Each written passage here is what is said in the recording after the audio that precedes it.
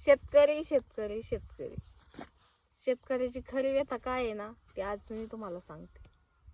आम्हा शेतकऱ्यांचं जगणं हे आमच्या हातात नाही आणि आमच्या पिकाला योग्य भाव देणं हे आमच्या हातात नाही.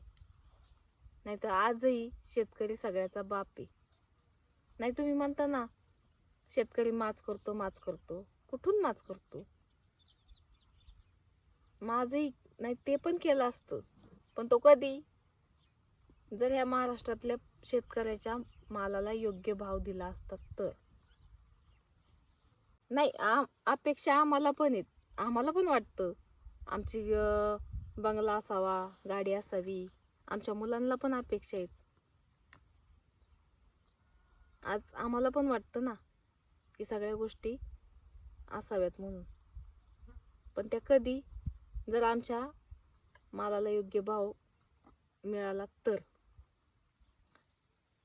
लय नाही, आता एक 3-4 एकर समजा कांदा आहे. आत्ता कांद्याला भाव काय चाललाय? 1200-1300 ह्याच्या पुढं काय गाडी ढकलत नाही. सुरुवातीला आम्हाला लालच दाखवली, 2200-2500 रुपये कांदा चाललाय. मग आम्ही काय मागं हटलोच नाही, खर्च करीतच राहिलो. आण खादगीत टाक, आण औषधं मार, धर पाणी, त्याच्यावर जोर दिला. आणि आत्ता कांदा काढायला आहे तर आत्ता कांद्याला भाव काय चाललाय? 1200-1300-1400. बस त्याच्यावरच थांबली गाडी.